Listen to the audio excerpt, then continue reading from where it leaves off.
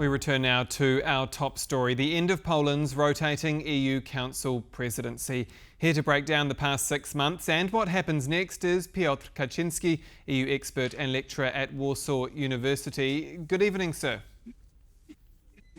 Good evening. Can I start with Polish Prime Minister Donald Tusk? He says Europe woke up under Poland's lead. Is he right, and what did Europe wake up from? Well, did Europe wake up?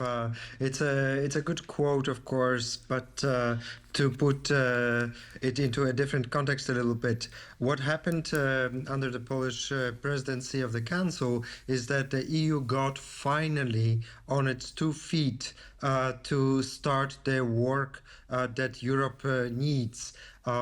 Because the previous year, up to February, it was taken far too long and far too much time to simply get Europe organized. And we've seen the European elections 2024, then the appointment of the new European Commission and the new president of the European Council, and then a Hungarian, not the best presidency performance in the second half of 2024, all together come to a fruition, if you like, by the end of last year and beginning of the new year, when the Polish presidency started bringing normalcy to the table among member states, trust among partners that allowed for moving a lot of the files, a lot of the procedures forward, some of them very difficult and very dramatic even, on security, defense, on issues related to simplification, a big issue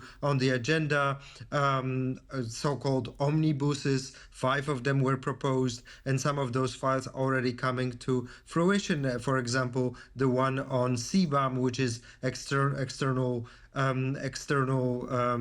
tariff against carbon leakage in energy sector. So you have a lot of those different smaller elements that come together, and I would put it this way, that what Poles managed to do in the Council, apart from bringing this normality to the table, is that security was number 1 priority, simplification was second, and third was keeping this transition going.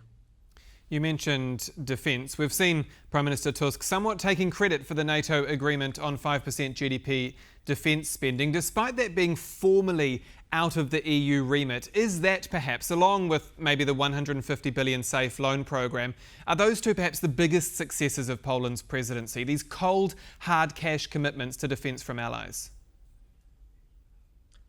Well, I wouldn't put it that way, because presidency is not a thing that can manage something on its own. Presidency is a teamwork, and Poles took over from Hungarians and are passing on the baton to the Danes, who will continue that work on defense as well. So it's not a done deal that we have this decision or another decision. This is clearly a very important Polish win outside of the presidency to convince partners in the European Union, to convince partners in NATO, and also lead by example in the process. So that is where the win is. And it happened on the Polish watch or not? Well, you could easily say that it happened on Donald Trump's watch as well. And the credit to the US president is due for that as well. So, keep it a little bit in proportion. But it's also important to keep it going and keep the momentum going in the subsequent months and years, because it will take quite some time for Europe to build up its capabilities, defense capabilities. It will take many years to invest in defense. I guess the question is then, beyond those cold hard commitments, has this term put the eastern flank and indeed Russia's hybrid threats more into the spotlight, because Poland had a platform to be able to really discuss those? True. Yes, it has put those threats into the spotlight, but one has to also remember that the spotlight, if you like, has been moving on because we have had on the Polish presidency watch such events as dramatic war in the Middle East. The conflict between Israel and Iran is the latest element to the massive brutal war that Israel is running against the Palestinians.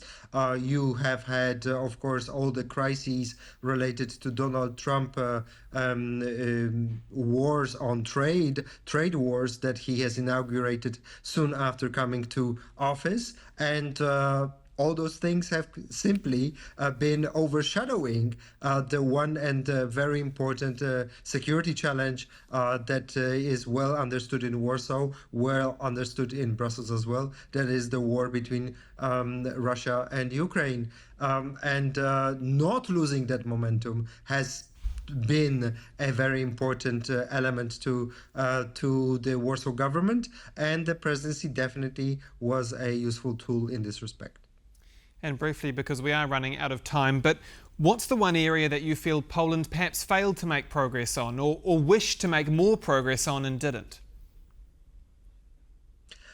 Definitely more progress that the Poles would love to have seen is on the multi-annual financial framework.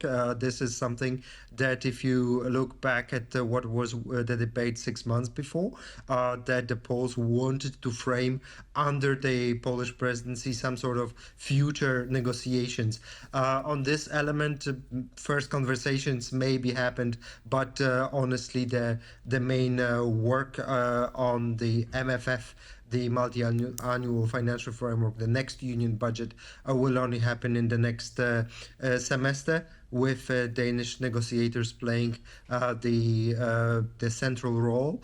But that is something that the Poles maybe also were not in the best position to be this impartial negotiator, because if you are running a presidency, it is usually good to be impartial negotiator, because Poland is one of the major stakeholders when it comes to the EU budget, when it comes to agriculture, when it comes to cohesion, when it comes to defense, when it comes to transition.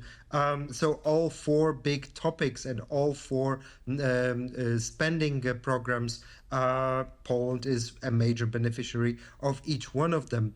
So being a major beneficiary makes Poland, of course, a stakeholder rather than a trusted partner who can lead the negotiations and conversations with partners. So maybe this is for the better, if you like. Piotr Kaczyński, EU expert and also, lecturer. If I can just come in with one more topic. Very briefly, sir. Ukraine is a big topic. Yes, very briefly. Ukraine is a big topic that did not got pushed forward. Some of the Polish diplomats have been saying recently that maybe we'll have to wait with pushing Ukraine forward and Ukrainian accession to the EU post-Hungarian elections, because Hungary has been vetoing quite a few of those small steps that the Poles have been proposing. For sure, watch this space. Piotr Kaczyński, EU expert and lecturer at Warsaw University. Always a pleasure to have you on TVP World. Thank you again. Thanks for having me. And that's all for World News tonight. Do stay with us here on TVP World. I'm Aaron Darman. Good night.